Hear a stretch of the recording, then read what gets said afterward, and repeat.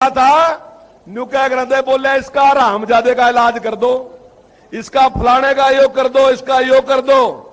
और जोन से लोग बड़ी बड़ी बातें कहते ना कि बोलने की स्वतंत्रता चाहिए, अब व्यक्ति की स्वतंत्रता चाहिए, तो भाइयों उनके उस पर खाली एक कमेंट करा कमेंट, और उसके खिलाफ पंजाब में जाकर FIR करा दी और 40 लोग उसने अरेस्ट करने वास्ते भेज दिए, इस वास्ते कि उसने उसकी बात काट दी।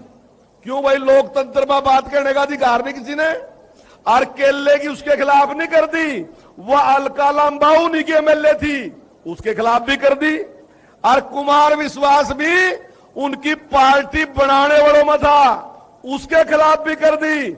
भाइयों हमने 7.5 साल ले गए, कोई एक आदमी पूरे प्रदेश में बता दे कि मनोहर लाल जी ने नाराज होगा उसके खिलाफ ही काम कर दिया हो। किसी का हालांकि काफी उड़दंग करने के बावजूद भी किसी के खिलाफ भी मुख्यमंत्री जी ने कोई कार्रवाई नहीं की। और आज आप देख रहे भाइयों डेवलपमेंट के मामले में, मैं बाहर की डेवलपमेंट तो बाद में करूंगा, पर मैं पहले अपनी डेवलपमेंट की बात कर लूं। भाइयों जब हमारी सरकार बनी थी तो पॉपुलर का रेट क्या था? मेरा ख्याल का 250-300 रुपए था उस टाइम, 250-300 रुपए था।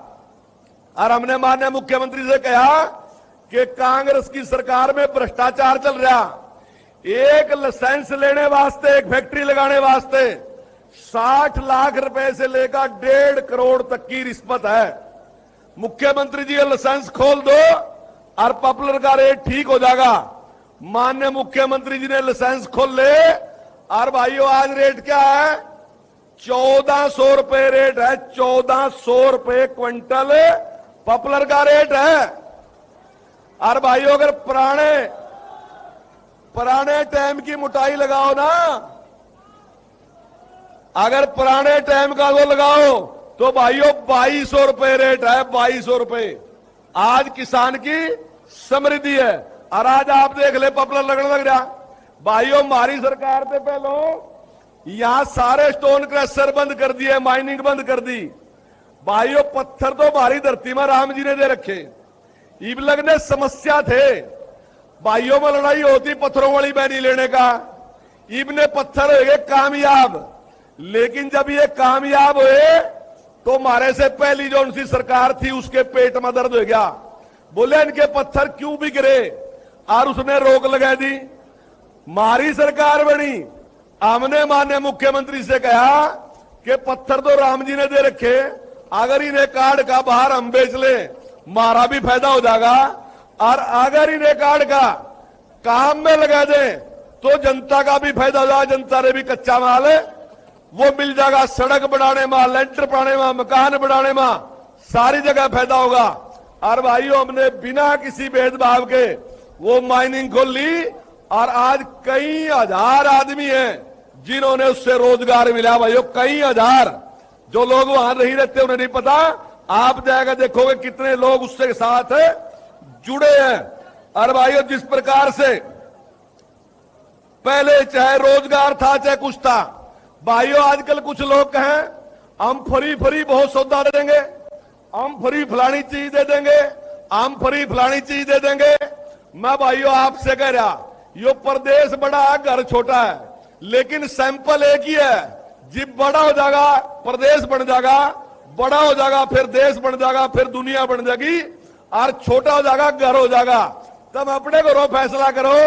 अगर आपका लड़का गोरों से पैसे लेगा फ्री बांटिया हुआ बाहर जाएगा, तो भाइयों सामने माथा चुम होगा उसका, बोले वाह बेटे वाह बहुत बढ़िया काम करके आया, तो कोई नहीं करने का फ्री में। लेकिन अगर कोई सुधार करागा तो उसकी तारीफ होगी। भाइयों जोड़ से पहले कहे थे कि हम 24 घंटे बिजली देंगे, थारे सामी है दे नहीं सके 24 घंटे। हमारे मुख्यमंत्री जी ने योजना बनाई, कहा नहीं था, 24 घंटे की बात घोषणा पत्र में नहीं थी, लेकिन मुख्यमंत्री जी ने कहा 24 घंटे देनी। कैसे देंगे?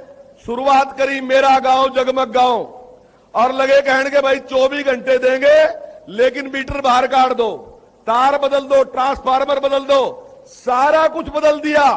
और भाइयों आज आपके सामने है आज हमारी सरकार ने भाइयों 40% रेट कम कर दिया बिजली का। 40% रेट कम है।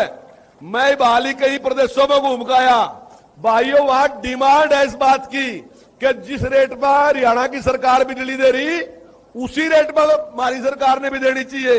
और भाइयों 40% घटाने के बाद 24 घंटे बिजली दे रहे। और भाइयों प्रॉफिट कितना?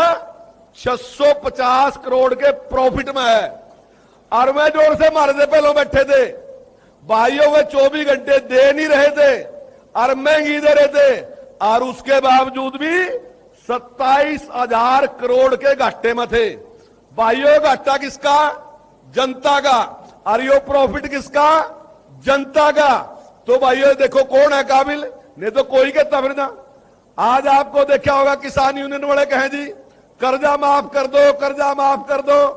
भाइयों मैं दावे के साथ कह रहा हूं, जितनी सरकारें बनी हिंदुस्तान में उसका किसी का नाम तो बता दो किसने करा माफ? किसने करा कर्जा सारा माफ? कर नहीं सका।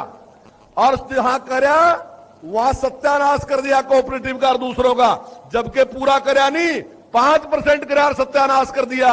लेकिन माननीय मुख्यमंत्री जी ने कहा कि एक मुश्त योजना, भाई जितने पैसे लेकर गए थे पहले दिन 10 साल पहले, 15 साल पहले, 5 साल पहले, 2 साल पहले जितने पैसे लिए थे मारे उतने पैसे वापस कर दो। जितनी पेनल्टी है, जितना जुर्माना है सारा माफ कर देंगे। आपने जानकर हैरानी होगी भाइयों, 1000 करोड़ से ज्यादा मुख्यमंत्री जी ने माफ कर दिया।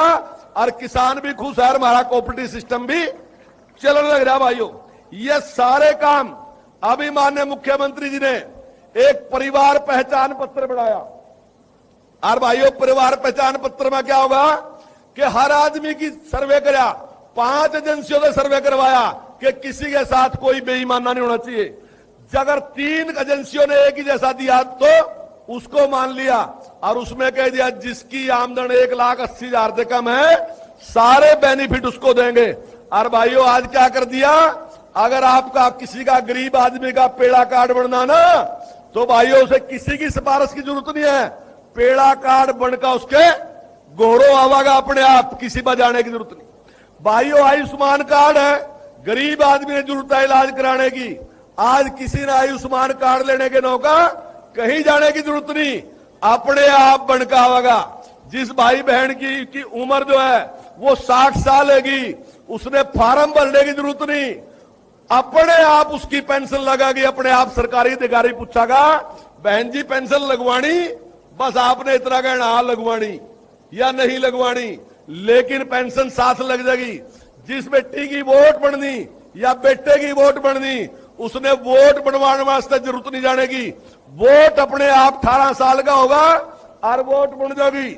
जो आदमी नौकरी करने वास्ते जाएगा उसने अपने जाति का प्रमाण पत्र चाहिए। भाइयों आज जाने की जरूरत नहीं कहीं भी, थारे मोबाइल में तो लिखना का जाति का प्रमाण पत्र, वही दिखाओ और बता दो भाई मेरी जाति ये है।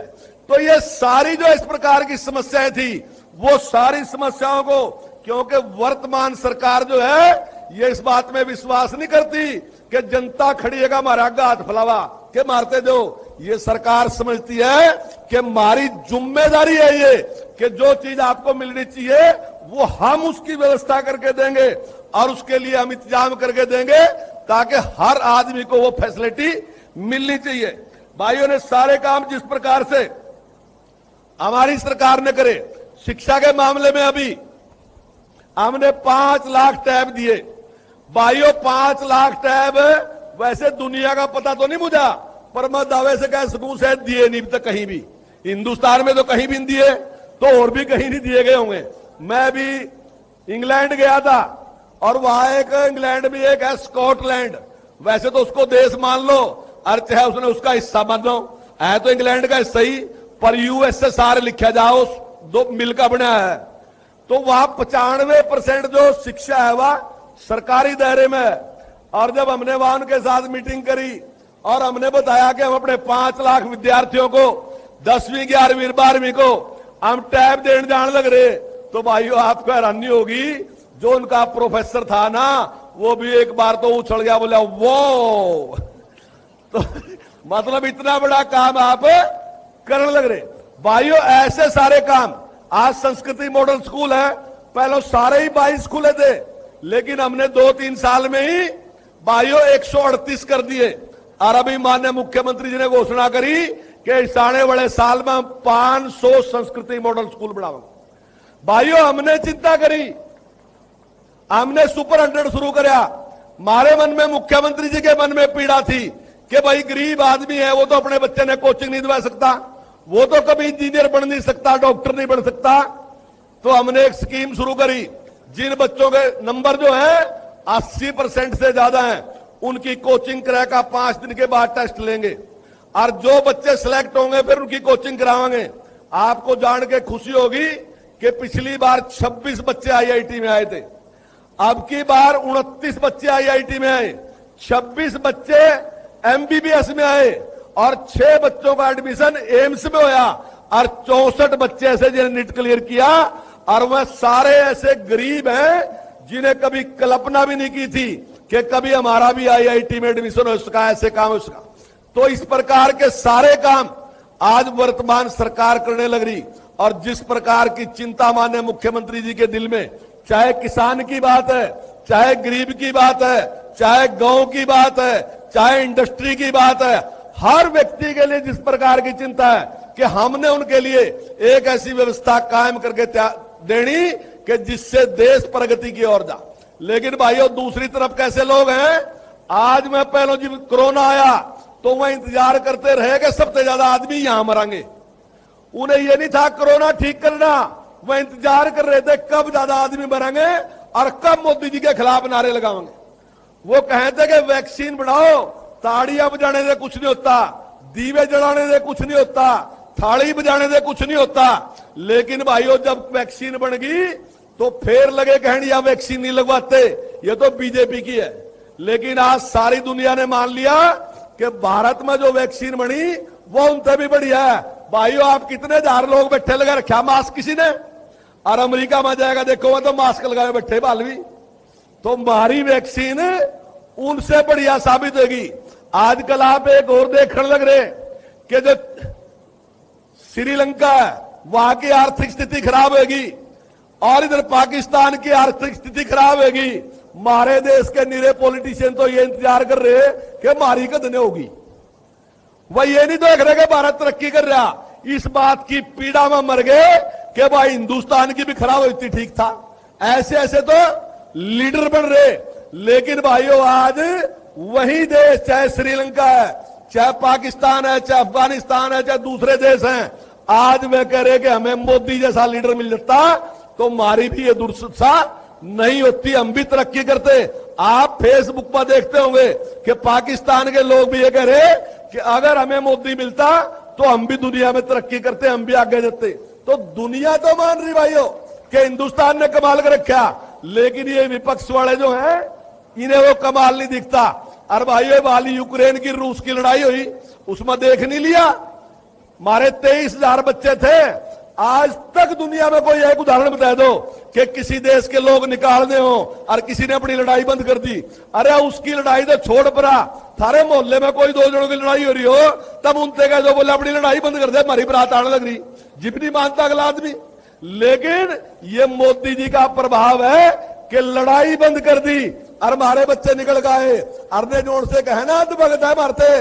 भाइयों पाकिस्तान वालों से पूछो जाएगा, पाकिस्तान के बच्चों ने यह बात कही कि हम अपनी बस के ऊपर तिरंगा झंडा लगाकर निकले वहां से, यह भारत का प्रभाव है।